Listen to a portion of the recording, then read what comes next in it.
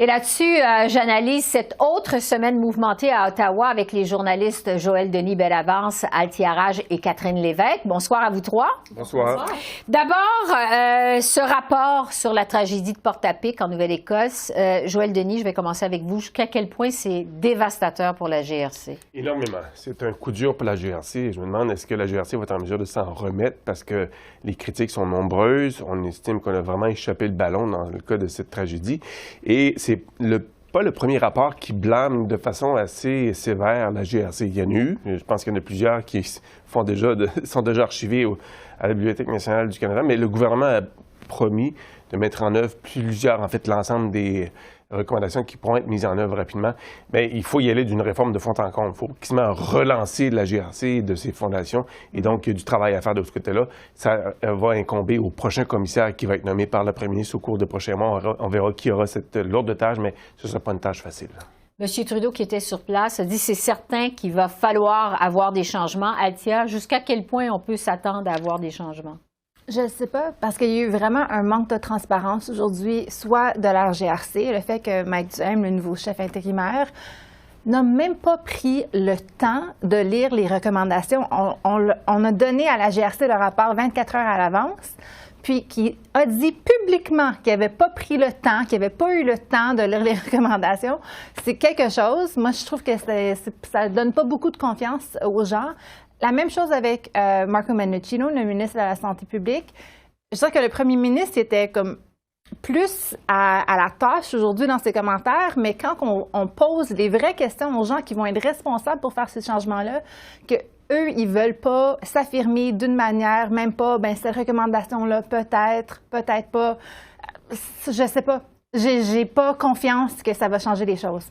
Catherine, est-ce que vous vous attendez à avoir des changements?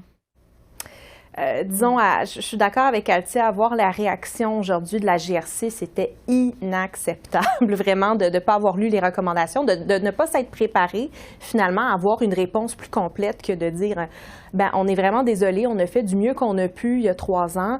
Je trouve pas ça très, très rassurant. Donc, vraiment, là, je pense que c'est pas... ça paraît vraiment pas bien là, pour la GRC actuellement. Et puis, vraiment, je pense que Marco Mendicino, il faut le dire, lui, il s'engage quand même à avoir, à considérer du moins une réforme complète de la GRC. Je pense que on est dû parce que vraiment, la force de police a vraiment perdu la confiance de la population et ça paraît, ça fait 3 ans et on n'a pas vu de changement substantiel. On est rendu là, oui. Rapidement, la GRC, c'est quand même un symbole national important pour plusieurs Canadiens. On les voit souvent dans les cérémonies protocolaires. Et je me rappelle des propos de Jean Chrétien, il référait à la police montée, mais ça remonte un peu à un bon bout de temps. Mais c'est un symbole national. Mais ce symbole porte des taches en ce moment. Et il faut faire, je pense, un bon ménage pour s'assurer que ce symbole national-là demeure un symbole dont les Canadiens sont fiers.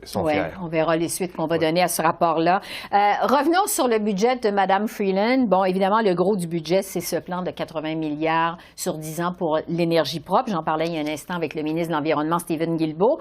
Le Bloc québécois dit que une grande partie de ces crédits d'impôt-là sont destinés à l'industrie pétrolière. Le Bloc dit même, je le cite, il parle d'éco-blanchiment. Althia, est-ce que c'est une critique qui tient la route? Oui, parce que pour l'instant, les investissements que le gouvernement libéral veut faire, en fait, ça fait à peu près 2 ans déjà qu'ils ont commencé à bouger dans cette direction-là pour le carbone, carbon sequestration, que j'oublie toujours en français. Le captage de carbone. Merci beaucoup. J'essaie, je l'écris, puis je m'en souviens plus. C'est une technologie qui n'est pas vraiment prouvée à la date. Alors, on a fait des améliorations, mais à dire que c'est la solution, on n'est pas rendu à ce point-là. Alors, s'il y avait quelque chose, puis là, je dirais plus pour le NPD que le Bloc québécois, puis je pense qu'on en a peut-être parlé mardi, mais si eux, ils voulaient trouver une tâche pour dire non au budget, ça serait celle-ci. Déjà, on avait mis 7,1 milliards de dollars, qui était juste un investissement de base, parce qu'il faut dire que c'est 1,5 milliard par année après, puis une gamme qui dure de 2030 à 2040. Là, on en ajoute 500 quelque chose millions de dollars de plus. Mais c'est des subventions à des compagnies qui sont profitables, qui sont en train de faire de l'argent maintenant. Puis, tu sais, une partie de l'échange qu'on avait, c'était si on met un prix sur le carbone, c'est pour encourager les compagnies à faire les investissements qui sont nécessaires parce que ça va leur coûter trop cher de ne pas le faire. Mais là, on est en train de leur donner des subventions, puis on est en train de mettre un prix sur le carbone. Alors oui, je pense que c'est des commentaires que M. Blanchet a raison de faire, puis en tout cas, la réponse du gouvernement, c'est la réponse du gouvernement, mais c'est une critique valable. Ouais. Catherine, qu'est-ce que vous en retenez, vous, de ce budget?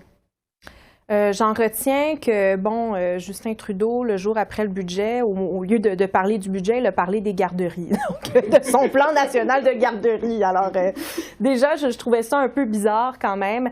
Je trouve que c'est un budget qui, au final, est très, très difficile à vendre. Hein? C'est pas facile de vendre des crédits de taxes. Le citoyen moyen, il va voir ça. Directement, non, justement, on se dit, c'est des milliards, mais qui vont être donnés à des entreprises, finalement, pour l'énergie verte. C'est un peu dur à vendre. Même, les mesures pour le dentaire, déjà, Québec, le lendemain, disait « Ouf, non, merci, nous, on n'en veut pas, puis on veut juste avoir notre part. » Alors, je trouve que vraiment, ça doit être un peu frustrant en ce moment pour le gouvernement, là, qui essaie tant bien que mal de vendre son budget, mais qui, même lui, n'a pas l'air très convaincu. Ouais. Joël Denis, vous avez écrit dans la presse un budget vert écrit à l'encre rouge. Qu'est-ce que vous avez pensé de l'ensemble des réactions à ce budget? Finalement, Catherine nous dit que ce n'est pas un budget qui va passer à l'histoire. C'est ce que vous nous dites, grosso modo. Les principales critiques que je retiens, moi, c'est le fait qu'il n'y ait pas de plan pour retourner à l'équilibre budgétaire. Dans la mise à jour économique et financière, il y avait un plan crédible, en fait, un plan qui avait été mis sur la table, à savoir qu'on reviendrait à l'équilibre budgétaire d'ici 2027, 2028. Donc, et là, c'est disparu complètement. Et ça fait en sorte que la gestion responsable des fonds publics, on peut se poser la question. Et j'ai une réflexion cette semaine à savoir, que penserait Jean Chrétien, l'ancien premier ministre libéral, qui a mené une lutte sans merci contre les déficits, de ce budget qui augmente les dépenses, augmente la dette et donc va entraîner des dépenses supplémentaires pour les frais liés à la dette, à l'endettement. Donc, il y a quand même un débat qui va naître, je pense, qui va être encouragé, qui va devenir beaucoup plus fort sur la gestion responsable des fonds publics. Est-ce que c'est l'exemple des libéraux ou doit-on confier les rênes du pouvoir à un gouvernement qui va vouloir resserrer un peu plus les cordons de la bourse pour éviter qu'on tombe dans le même scénario qu'on a vu dans les années 70-80? Ça a pris 40 ans avant d'équilibrer le budget à ce moment-là. Est-ce qu'on veut retomber et revivre les mêmes horreurs? Parce qu'après ça, il y a une lutte au déficit qui a coûté très cher aux Canadiens et aux provinces. La question est là, je pense qu'elle est bien posée. Althia, vous nous disiez plus tôt cette semaine, c'est comme si 1 milliard, ça valait plus rien, ça voulait plus rien dire. Vous avez fait la même lecture du budget? Oui, mais je pense que depuis la pandémie, à cause qu'on a dépensé des centaines de milliards de dollars, on voit plus qu'est-ce que ça veut dire 1 milliard. Avant, là, comme je me souviens, les budgets de Harper, il y en avait qui étaient à peu près épais comme ça. Okay? Aujourd'hui, cette fois-ci, c'est un petit peu plus épais. Puis dans un budget, 1 milliard, c'était la grosse promesse. Le communiqué de presse était rempli de ce point-là.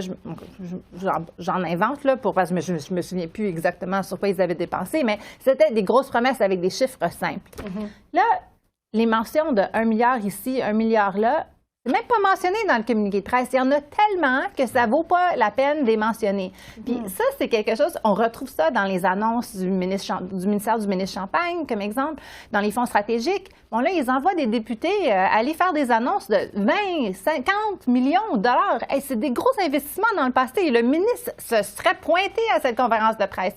Mais là, il y a tellement d'argent qui sort qu'on envoie les députés locaux pour aller faire l'annonce des chèques. Alors, oui, je pense que c'est un gros changement. Je dirais qu'il y a aussi beaucoup de risques dans ce budget-là parce qu'il y a beaucoup de crédits d'impôt, il y a beaucoup de dépenses, comme les soins dentaires dont Catherine mentionnait, qu'ils ne sont pas plafonnés. Si le gouvernement, on l'a vu avec les soins dentaires.